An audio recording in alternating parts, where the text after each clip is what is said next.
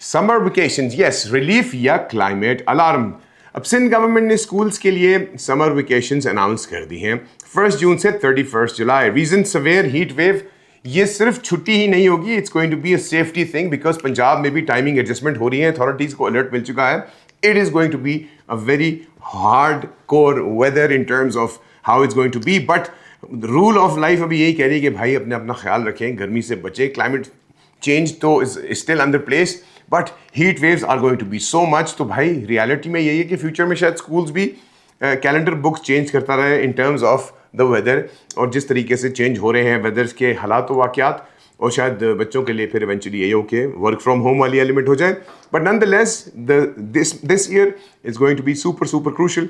आई think आप सबको अपना बहुत बहुत ख्याल रखना चाहिए और हीट वेव से अवॉइड कर अपने आप को, डायरेक्ट इम्पैक्ट टू द सन को बिल्कुल अवॉइड करें, एंड लेट्स होप सब खैरियत हो जाए। And yes, Punjab film city revival है या रील, यानी कि या सपना, you know, basically Punjab film city authority bill 2026 approve हो चुका है, विच ऑब्वियसली उसका गोल ये है कि फिल्म इंडस्ट्री को रिवाइव करना, इन्वेस्टमेंट लाना, जॉब्स क्रिएट करना, टैलेंट को पॉलिश करना और वन विंडो ऑपरेशन प्रोवाइड करना through an infrastructure with mobile cinemas, rural area access तक।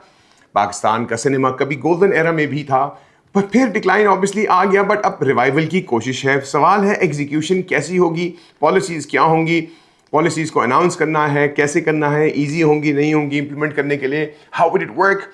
Let's hope for the best कि जैसे भी वर्क हो हमारे लिए बेहतर हो, because as artist, as an artist myself, मैं भी ये कहता हूँ कि यार हमारा एक पूरी की पूरी एक गिल्ड होनी चाहिए, क्योंकि अगर इंटरनेशनल हम देखते हैं तो हमारे पास जितनी भी आप ग्लोबल फिल्म इंडस्ट्रीज देख लें और उनकी पूरी की पूरी एसोसिएशंस होती हैं, so we still like that. But Pakistan में मैं वैसे ही कह सकता हूँ कि बीइंग एन आर्टिस्ट, मुझे एटलीस्ट ये पता है कि we still have some associations जो कि हमारे लिए करंटली अंदर काम कर रही हैं, but not on a big scale. So let's see how this one goes.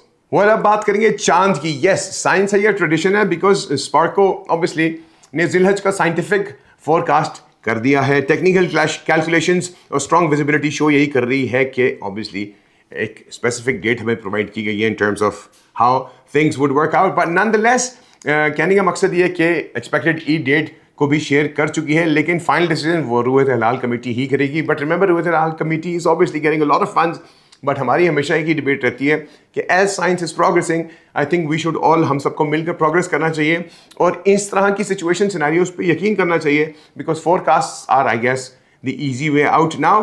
क्योंकि हर साल वही डिबेट होगी कि साइंस को फॉलो करें या आपकी नेकेड आई सीइंग को करें, मगर असल बात तो ये है कि चांद सिर्फ एस्ट्रोनॉमिकल ऑब्जेक्ट ही नहीं, यूनिटी का सिंबल भी है। So let's hope for the best कि हमारा जो भी कंक्लूसिव साइड आए वो क्लैरिटी में आए।